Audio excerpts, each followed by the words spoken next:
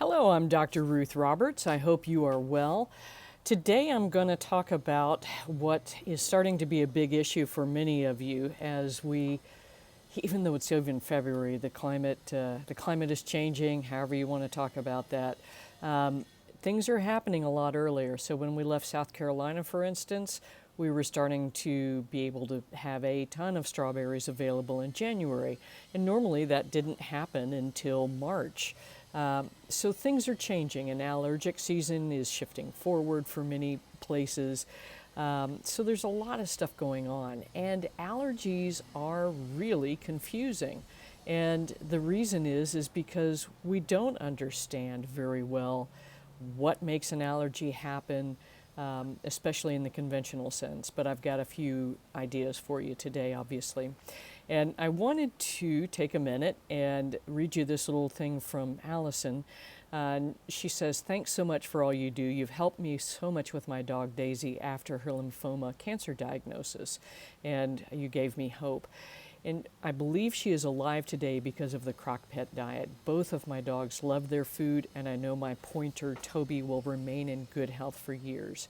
So, Allison, thank you so much for taking the time to write in with that. And while Allison speaking about cancer, this is why I keep talking about food, because truly this is the basis for health. Socrates said, "Let food be thy medicine," and in fact in functional medicine that is their credo. That is the first thing they do. If you're eating Cheetos and Doritos, man, you're not helping yourself. And same thing for our pets. So what I want you to do is start thinking about the ingredients that's in your bag of pet food, and many of you are already feeding as best a possible food as you possibly can, but a lot of these foods are really well marketed and they sneak this stuff in. So read the ingredients.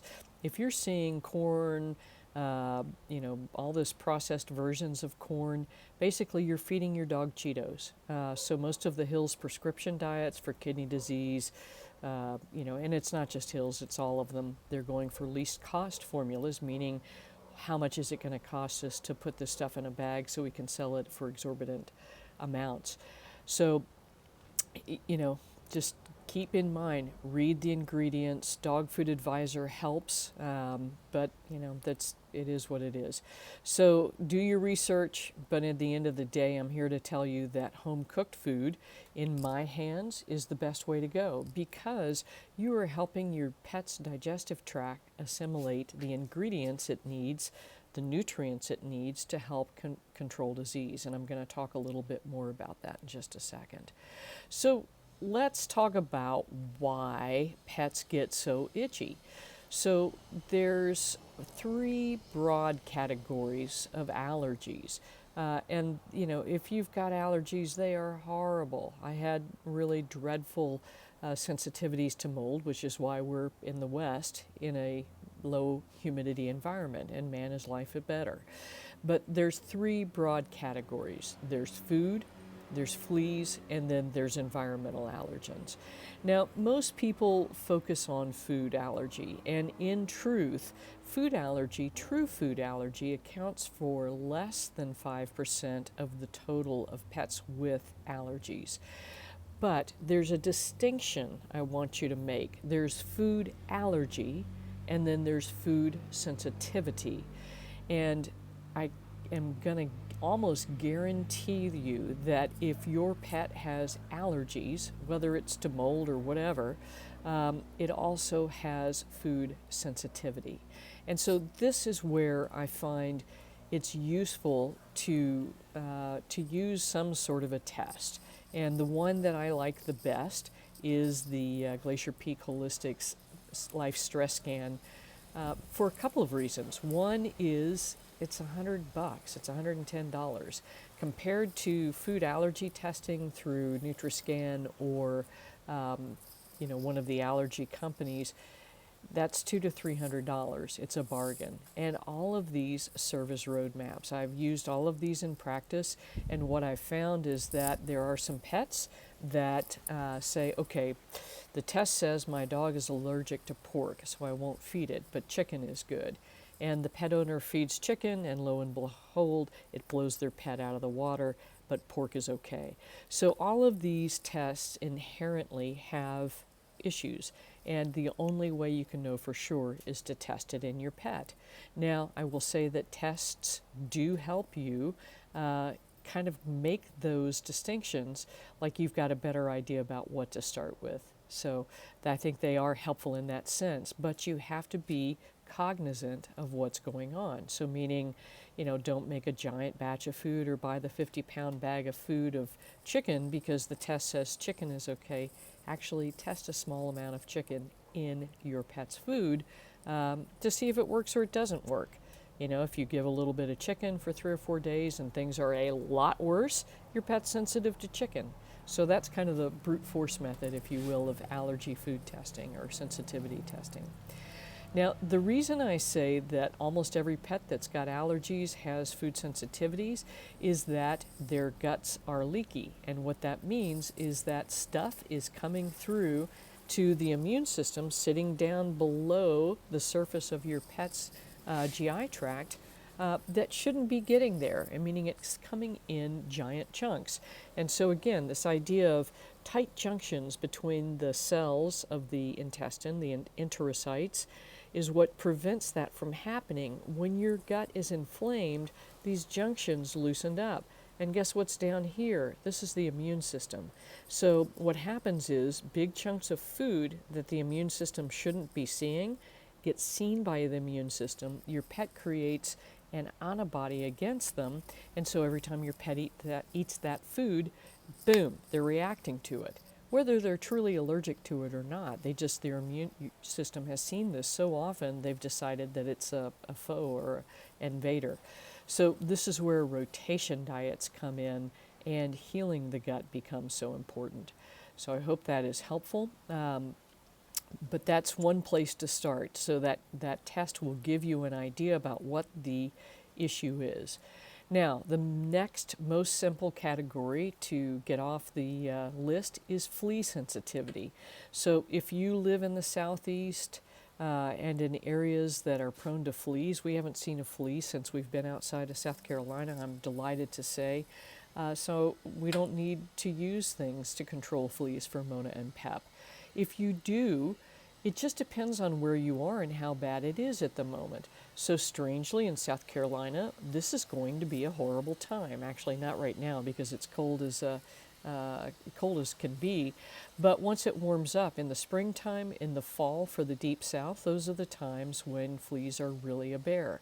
When it's too hot, then we don't see as much in the way of flea sensitivities because the fleas can't reproduce. So what do? If you're in a relatively low flea environment, so Midwest, Northeast, things of that nature, then use things like Wondercide, essential oil sprays, things of that nature. If your pet is super sensitive and that's not cutting it, you want to use something like a Seresto collar. And yeah, I'm telling you to use a pesticide because if your pet is super flea sensitive, I think that beats the heck out of steroids and antibiotics because your pet's scratching itself raw. Now, is that the first place to go? No, but if you need it, you need it.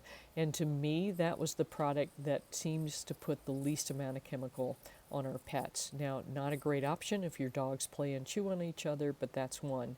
The other thing you want to do is environmental flea control. So if you head over to fleabusters.com, they have great non-toxic products that will kill the eggs and larvae. And so that's 85% of the total flea population. You will still see adult fleas on your pet for another 6 weeks until they all die off. And that's when using something topical to knock them back works great, or a repellent like the essential oils or Wondercide. So if you head over to Flea Busters, you can get nematodes for the yard, as well as a silicate crystal borax mixture to use in the house. So go check that out. Also, you can use insect growth regulators in the house to knock back those flea eggs and larvae. So Boom, you've crossed two things off the list now of the three potential causes of allergies. And the last one is really broad and very difficult to take care of, and that's environmental allergies. So that's everything in the environment. That's grasses, that's trees, that's pollens, that's mold, that's dust mites, that's everything else that we breathe, we have on our skin. And so that's, that's a really important thing to remember. So it's just, you can't get rid of this stuff. You have to deal with it and help your pet's immune system deal with it more better. Because, right? Mo better. So there's a lot of ways to do that. And again, the Glacier Peaks test is going to give you some idea of what's going on.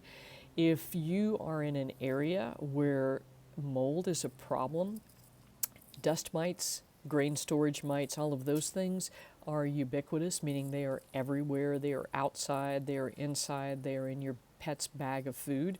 They are really difficult to get rid of. So there's a couple of things you can do here. The goal is going to be to reduce your pet's response to those allergens.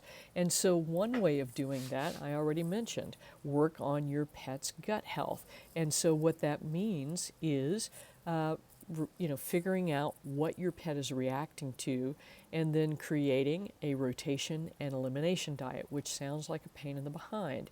And for people, it is. I've had to do it a couple of times. And what you can eat is always the things you don't like very much. And so the things that you do like very much is what you end up reacting to, because again, your immune system sees them day after day after day. Your pet doesn't care as much. If you home cook and present food to your pet's gut in a way that it is pre-digested and very easy to assimilate the nutrients, you're going to reduce the work of the gut so it can heal a little bit faster. And there's several other supplements to help you do that as well. But that's going to be the number one thing. Let's calm the immune system down in general. Now, the other way to do it is if you suspect your pet is allergic to molds and dust mites in particular, as well as all the other stuff, the trees, the grasses, etc., then what I would suggest doing is asking your veterinarian to do an allergy test and send it to Heska Laboratories. And the reason I'm specifying this company is they were the first ones to develop an oral hyposensitization therapy. And for molds and pollens, it is very effective and works in fairly short order, 3 months. So again, remember, I'm not going to give you the magic bullet to make it better overnight. That's what Apoquel and Cytopoint do. And the other thing I want you to understand is if your pet is scratching itself raw and creating skin infections, there is absolutely no shame in using these products to calm things down until you can get a handle on what's going on. There's no point to suffer, to have your pet suffer, if there's a way to make it feel better, because these guys just, they are so miserable. They're keeping you up all night, licking and scratching and things, and that's just not cool.